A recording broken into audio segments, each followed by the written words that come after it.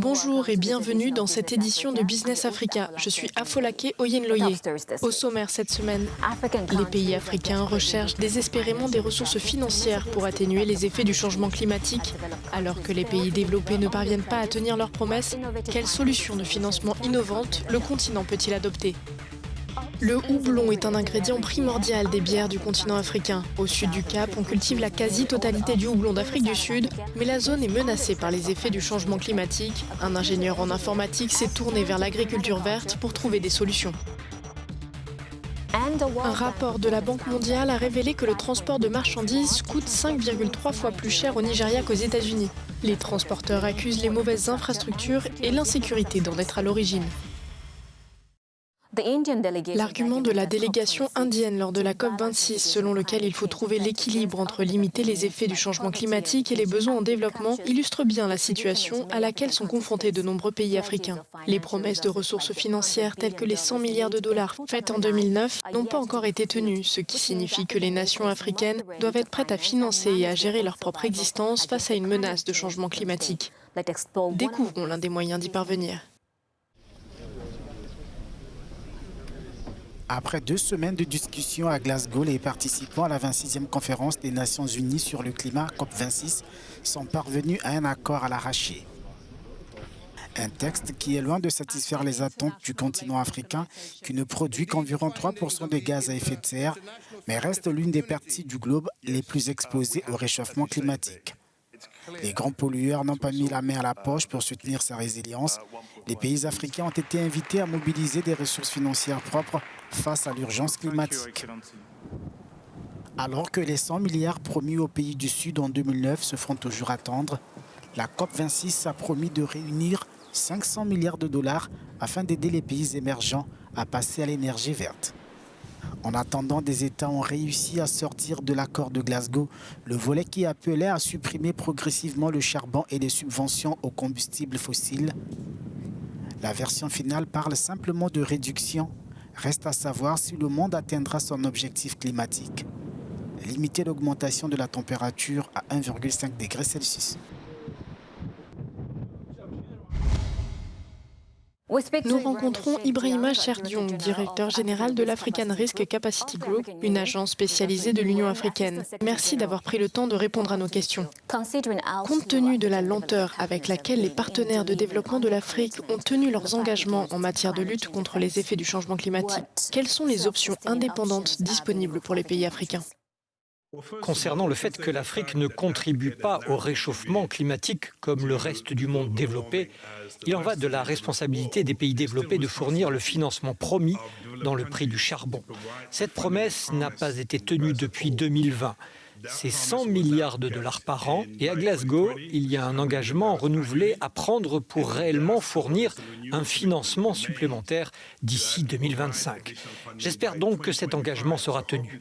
En attendant, les Africains eux-mêmes doivent assumer la responsabilité de faire face à l'impact du changement climatique, en particulier dans les communautés vulnérables, afin que nous protégions réellement la vie et les moyens de subsistance de nombreux Africains, et ce à tous les niveaux.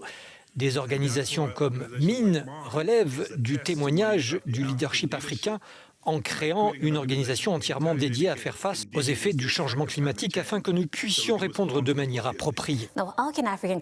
Comment les nations africaines peuvent-elles mettre en place des solutions de financement innovantes comme l'assurance contre les catastrophes climatiques et les urgences sanitaires ? Eh bien, tout d'abord, mettons cela au crédit de la COP26 et c'est une avancée majeure pour les Africains qui reconnaissent l'importance des pertes et des dommages. Le problème auquel nous sommes confrontés en tant que continent, c'est l'impact qu'il a sur les communautés et leur sécurité alimentaire parce qu'ils vendent leurs actifs pour survivre. Il faut donc faire quelque chose et nous avons 3 façons d'innover. Premièrement, en aidant les Africains à planifier correctement et à comprendre leur exposition au changement climatique afin qu'ils puissent prendre une décision éclairée en tant que gouvernement ou autre institution qui s'occupe de l'impact du changement climatique. Je pense en second lieu qu'il faut développer un processus de planification par lequel les gouvernements africains eux-mêmes peuvent développer ce que nous appelons la planification d'urgence afin qu'en cas de catastrophe, ils puissent réagir de manière appropriée. Et je pense que c'est là que l'assurance entre en jeu lorsque le gouvernement décide de transférer le risque sur le marché de l'assurance. Ensuite, ils ont accès à des financements supplémentaires, ce qui leur permet en cas de catastrophe d'avoir des ressources qui leur permettent de soutenir la vie et les moyens de subsistance de nombreux Africains qui sont touchés par le changement climatique. Concernant la décision prise à Glasgow, est-ce une décision réjouissante pour les pays africains et comment peuvent-ils l'utiliser à leur avantage ? Eh bien, commençons par le côté positif, c'est-à-dire 2 ou 3 choses qui sont très bonnes pour l'Afrique. Comme je l'ai dit plus tôt, le fait que les pertes et les dommages soient reconnus comme quelque chose d'important à traiter a démontré une fois de plus que nous pensons également aux pays en développement et à l'Afrique en particulier. Deuxièmement, Glasgow a également reconnu l'importance du transfert technologique afin que nous puissions réellement estimer nos risques. Et c'est quelque chose de très important pour les Africains en général. Je pense que troisièmement, le fait que le renforcement des capacités soit reconnu comme une partie importante de la solution aidera les Africains à développer leurs capacités et à faire face au monde du changement climatique. Et last but not least, l'engagement et le financement aideront également les Africains à obtenir des fonds supplémentaires afin que nous puissions réellement fournir des ressources pour les fonds d'adaptation. Tout cela est extrêmement important. Maintenant, évidemment, le point qui est un peu difficile à résoudre pour de nombreux pays africains, c'est le fait que de nombreux pays africains dépendent des combustibles fossiles pour se développer. Donc, devoir trouver un équilibre entre l'utilisation de ces ressources pour développer votre pays et aussi la gestion de l'impact du changement climatique, c'est un équilibre difficile à trouver. Il nous faudra donc apprendre des autres pays, car les Africains doivent s'assurer que nous pouvons trouver le bon équilibre pour nous développer tout en faisant face à l'impact du changement climatique. Monsieur Ibrahima Cherdiong, merci beaucoup pour cette interview. Merci à vous. Chaque bière du marché africain contient du houblon. Alors qu'il est l'un des 4 principaux ingrédients de la bière, le réchauffement climatique représente une menace sérieuse. Pour contrer les difficultés créées par les fluctuations de température, un ingénieur en informatique de Johannesburg pourrait avoir trouvé une solution. Découvrons-en davantage avec notre correspondante Wandiswan Tengento.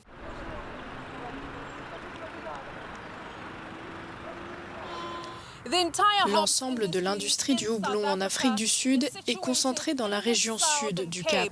Bien que le climat de la région soit propice à la production de houblon, le réchauffement climatique constitue une menace sérieuse. Pour relever les défis créés par les fluctuations de température, un entrepreneur et ingénieur en informatique a lancé une ferme hydroponique de houblon sur un toit au cœur de Johannesburg.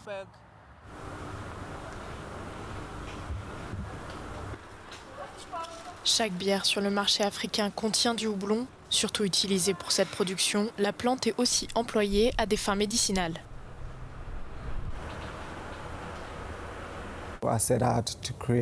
J'ai décidé de créer une houblonnière 4 saisons. J'ai créé Afrileaf qui fournit du houblon de première qualité pour les brasseurs artisanaux, les cosmétiques et les industries de la cuisine. Ils utilisent le houblon comme alternative d'origine locale. Selon les universitaires, beaucoup plus d'investissements dans la recherche doivent être envisagés pour améliorer la qualité des plantes comme le houblon. Le houblon est une plante très délicate. En fait, une augmentation de 2 à 5 degrés de la température peut altérer la phénologie de la plante. C'est pour ça que je ne suis pas surpris que la production de houblon soit très préoccupante. Les entrepreneurs comme Raya affirment que l'industrie du houblon en Afrique du Sud se développera et se diversifiera davantage lorsque le gouvernement créera des politiques qui soutiennent les nouveaux exploitants du domaine. Le Nigeria est certes la plus grande économie d'Afrique, mais des années d'insécurité et de dépendance à l'égard du transport routier alimentent les coûts élevés du transport de marchandises. Les transporteurs affirment qu'il est moins cher d'expédier des marchandises depuis les États-Unis que de les déplacer à l'intérieur des frontières de ce grand pays. Vous en saurez plus dans ce reportage. Au Nigeria, les entreprises de fret se plaignent du coût élevé des opérations au niveau local. Selon certains, déplacer les marchandises d'une ville à l'autre reviendrait plus cher que de les expédier vers les États-Unis. Selon un récent rapport de la Banque mondiale, le coût du transport de marchandises par unité de distance au Nigeria est environ 5 fois plus élevé qu'aux États-Unis. Là où j'avais l'habitude de payer environ $60, ils demandent maintenant $100. Et je ne peux pas les supporter. Alors je dois retourner au bureau et faire une nouvelle planification. Mais si vous regardez bien, il y a une raison à cette augmentation. Pour l'analyste Bright to Good, tous ces obstacles affectent le coût unitaire des marchandises vendues et impactent les consommateurs. Nous faisons face à plusieurs soucis dans le domaine des transports. Le premier concerne les infrastructures. Les routes sont délabrées. Le second problème, c'est l'augmentation du prix du diesel. Donc, une fois qu'il y a une augmentation du diesel, cela a des répercussions sur d'autres secteurs. Pour espérer poursuivre leur activité, certains chefs d'entreprise sont forcés de revoir leurs prix au rabais. Et c'est tout pour cette émission de Business Africa pour cette semaine. Vous pouvez retrouver d'autres informations sur le monde des affaires et des histoires fortes d'entrepreneurs sur nos différentes plateformes sur Africa News et africanews.com.